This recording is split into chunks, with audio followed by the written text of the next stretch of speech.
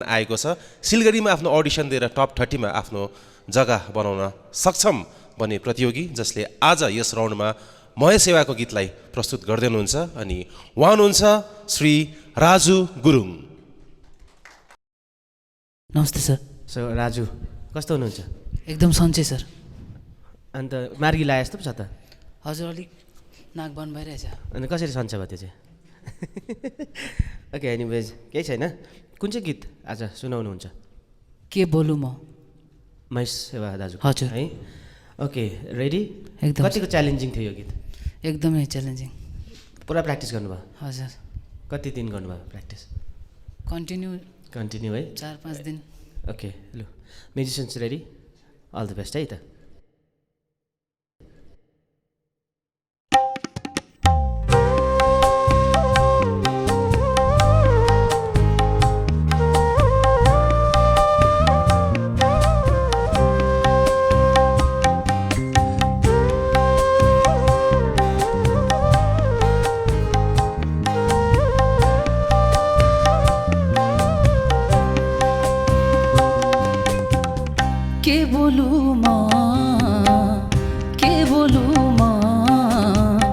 बोल्नलाई के नै छ र बाँकी,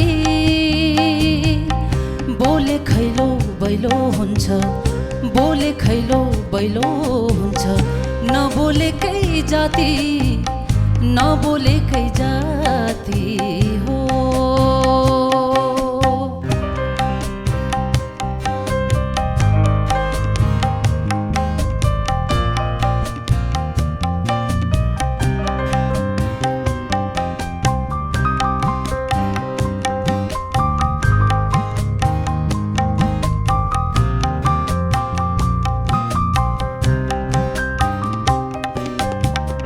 बलेको नै ताप्छन् आगो, दुनियाँको धर्म दुनियाँको धर्म, दोष कसलाई दिनुमा, दोषी आफ्नै कर्म दोषी आफ्नै कर्म, जसो गरे पनि आखिर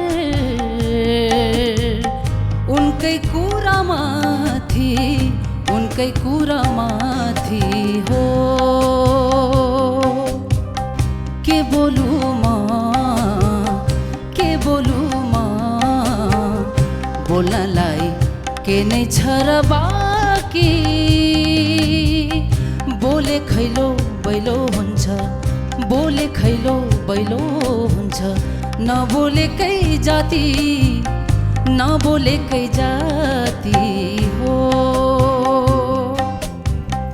नबोलेकै जाति हो।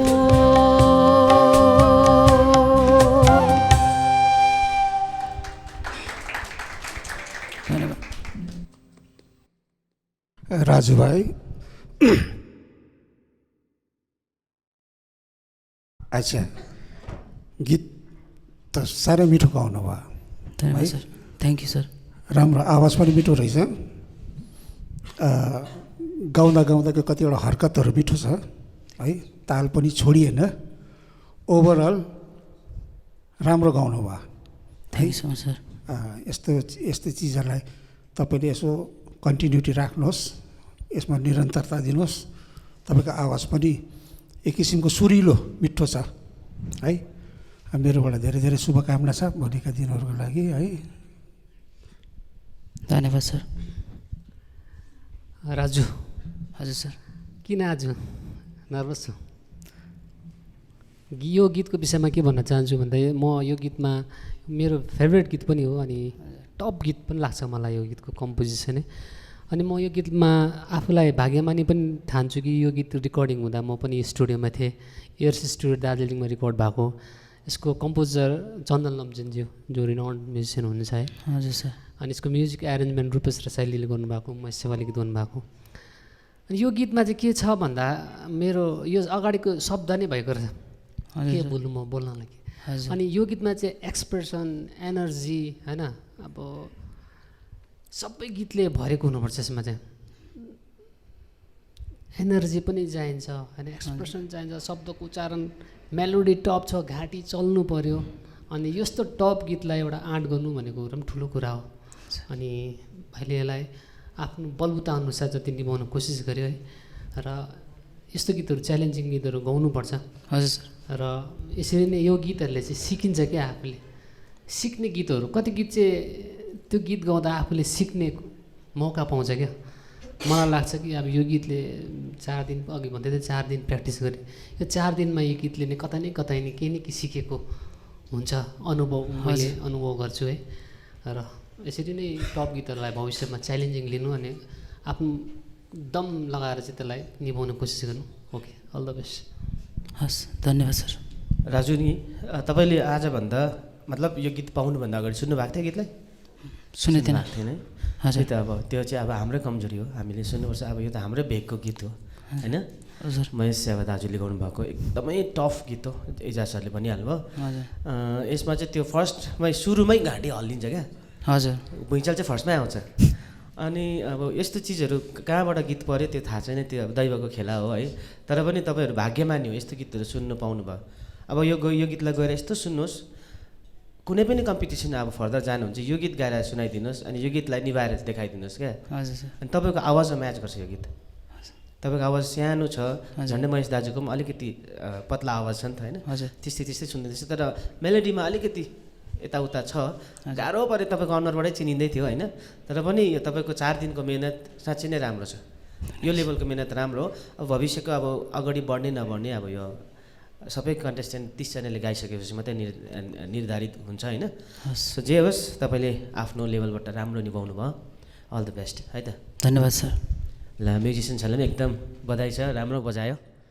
र 30 मध्ये एक प्रतियोगी हाम्रो माझ हुनुहुन्छ राजु गुरुङजी। हजुरलाई आजको यो 3rd राउन्डको जुन ब्याटल राउन्ड हो होइन, कतिको डर छ भित्रबाट? डर भन्दा पनि सबभन्दा ठुलो कुरा हो अलग्गै किसिमको गीत भेटेको छ सबैले। एकदमै सबको भित्र अलिअलि डर त छ, तर अब कोसिस सबभन्दा ठुलो कुरा हो। अब त्यही हो, कोसिस गर्ने हो, आफ्नो 100% दिने हो। पछिको कुरा त पछि नै बुझिन्छ होइन? हजुर। सो यहाँसम्म आइपुग्नुको लागि पनि होइन एकदम धेरै मेहनत गर्नुपर्छ, किनभने 100-150 जनाबाट छानिएर 30 जनासम्म आइपुग्नु होइन? र यहाँबाट पनि छाटिएर अझै 10 जनामा मात्रै पुग्नेछौँ हामी होइन? हजुर। तपाईँको प्रस्तुति कति दमदार हुन्छ होला? 10 जनासम्म पुग्न सकिन्छ कि सकिँदैन होला? कम्पिटिसन एकदमै गाह्रो छ। जति पनि अहिले टप 30 हुनुहुन्छ, एक कलाकार हुनुहुन्छ एकदमै। र त्यसैमध्ये म पनि छु एउटा। र आफ्नो 100% दिनुपर्छ मैले। अब प्रस्तुति त अब मैले पनि सबैजना जसरी प्रस्तुति आफ्नो गरेर आएछ र मैले पनि त्यसरी नै गरेको। र सेलेक्ट हुनु नहुनु ठुलो कुरा होइन, एक्सपिरियन्स ठुलो कुरा हो। ओके, सो तपाईँले आफ्नो 100 होइन 200 दिनुहोस् होला होइन? र एकदमै राम्रो पर्फर्मेन्स दिनुहोस्, र ताकि हामी फेरि फिनालेको दिन पनि भेटौँ र इन्जोय गर्न पाऊँ होइन? सो तपाईँलाई अल द बेस्ट छ। Thank you so much. गाइरहनुहोस् होला। Thank you.